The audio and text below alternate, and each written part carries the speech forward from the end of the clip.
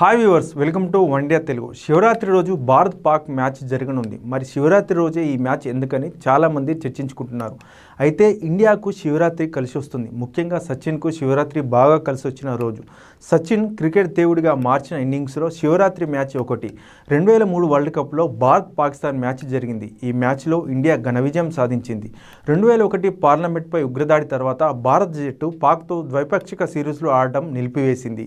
ఈ సందర్భంలోనే 2003 world cup వచ్చింది. అప్పుడు మార్చి 1న మహాశివరాత్రి కావడం, భారత్ పాక్ మ్యాచ్ ఉండడంతో వీధులు కర్ఫ్యూలు పెట్టినట్లుగా మారిపోయాయి. సెంచురియన్ వేదికగా జరిగిన ఈ మ్యాచ్లో తొలుత బ్యాటింగ్ చేపట్టిన పాక్ దాటిగానే ఇన్నింగ్స్ ప్రారంభించింది.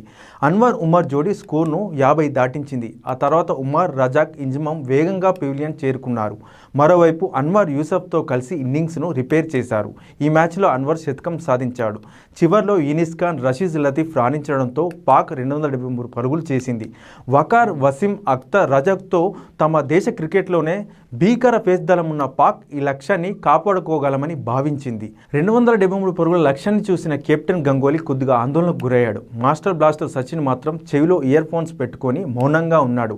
లంచ్కు బదులు ఓ బౌల్ నిండా ఐస్ క్రీమ్ తీసుకొని తింటూ కనిపించాడు. తనను ఎవరూ పలకరించవద్దని, అంపైర్లు మైదానంలోకి వెళ్తుంటే చెప్పమని తోటి ఆటగాళ్లకు చెప్పాడు.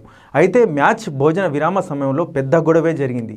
బెంచ్కే పరిమితమైన హర్భజన్ సింగ్, పాక్ ఆటగాడు మహమ్మద్ యూసఫ్ల మధ్య వాగ్యుద్ధం జరిగింది. ఒక దశలో భోజనానికి వాడే ఫోర్కులు తీసుకొని దాడి చేసుకునేందుకు దూసుకెళ్లారు. సీనియర్లు అడ్డుకోవడంతో ఆ వివాదం సద్దుమణిగింది.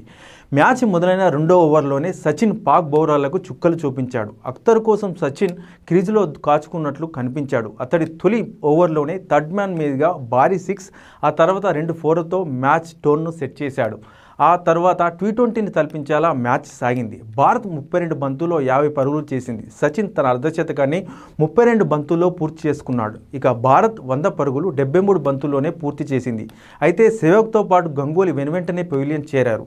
ఆ తర్వాత క్రీజులోకి వచ్చిన మహమ్మద్ కైఫ్తో కలిసి సచిన్ 102 పరుగుల భాగస్వామ్యాన్ని నిర్మించాడు. ఆ తర్వాత దాదాపు 20 పరుగుల తేడాతో వీరిద్దరూ పెవిలియన్ చేరుకున్నారు. సచిన్ 75 బంతుల్లో 98 పరుగులు బాది అఖ్తర్ బౌలింగ్లో వెనుదిరిగాడు. దీంతో క్రీజులోకి వచ్చిన ద్రావిడ్, యువరాజ్ మరో వికెట్ కోల్పోకుండా 45.4 ఓవర్లలో భారత్ను సురక్షితంగా విజయ తీరాలకు చేర్చారు.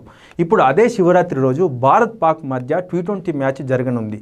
ప్రస్తుతం టీమిండియా బ్యాటింగ్ ఇషాన్, అభిషేక్, సూర్య, తిలక్, పాండ్యా, దుబే, సంజుతో దుర్భేద్యంగా ఉంది. 2024 ప్రపంచ కప్ నాటి నుంచి ఆడిన T20 మ్యాచ్లో భారత్ 14 సార్లు 200 స్కోరు దాటింది. కానీ స్పిన్ సుడులు తిరిగే కొలంబో మైదానంలో ఎలా ఆడతారనేది ఆందోళనకరంగా మారింది.